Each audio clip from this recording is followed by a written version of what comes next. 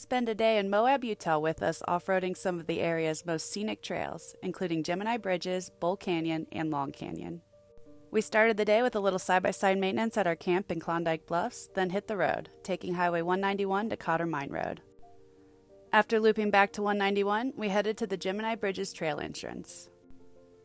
There's trailhead parking here for trucks and trailers, but since we registered our side-by-side as a street-legal vehicle through an LLC, we're free to cruise straight from camp to trail, which is super convenient for getting around Moab. Gemini Bridges is rated as an easy trail, but don't let that fool you if you're afraid of heights. The climb up runs along a steep cliff edge, and while it's technically 2 lanes, the thought of passing someone there is really intense. It's one of those places where the camera just doesn't do the steep cliffs justice. I had a sprained ankle from our short hike in Arches National Park the day before, so I mostly stayed in the side-by-side on this day, which, thankfully, this was an off-roading trip and not a hiking trip. Once we reached the top, I launched the drone and got some beautiful aerial shots of the twin natural bridges. The Gemini Bridges are a pair of parallel rock spans perched high above the canyon floor that were carved over millions of years by water erosion.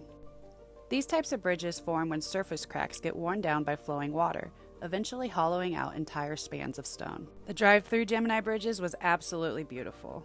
About halfway through the Gemini Trail, we turned off onto Bull Canyon Road, a sandy and scenic spur that drops into the canyon beneath the bridges. From there, we took another side trail, called Surprise Overlook, and, true to its name, we were shocked to see a group of daredevils swinging from a massive rope swing suspended between 2 cliffs. We kept a safe distance from the edge, but definitely admired their guts from afar.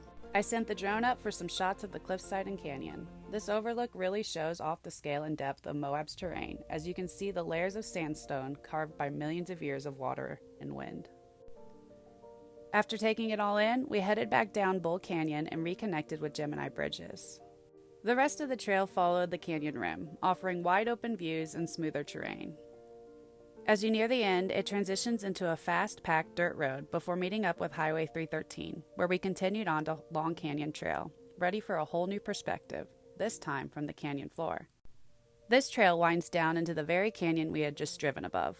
Long Canyon was a bit less intimidating than Gemini, with wider turns and dramatic views at every switchback. At this point, we were beginning to grow a little bit more comfortable with the heights. About halfway through, the trail passes under a rock overhang known as Pucker Pass, which is a tight squeeze that makes for a great photo stop. These rock formations are part of the Wingate Sandstone layer, which dates back over 200 million years and is known for its sheer vertical cliffs and deep reds.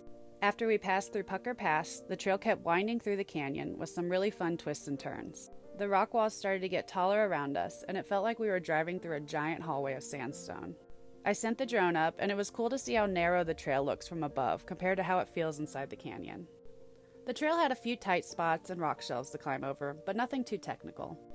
Every turn gave us a new view, and we stopped a couple times just to take it all in. Long Canyon really gives you a beautiful look of Moab. From there, we dropped down onto Potash Road, which is hands down one of the most beautiful paved roads we have ever driven. The rock formations here are incredible. On one side, the cliffs tower hundreds of feet above you, and on the other side, the Colorado River winds through the canyon, slowly carving deeper into the rock over millions of years. We stopped at one point to watch some climbers scaling the sheer rock walls. It's cool to see how many different ways there are to enjoy Moab. We followed the road back to 191 and rolled into town for some dinner and supplies. Moab has an awesome mix of local restaurants, gear shops, and small town charm.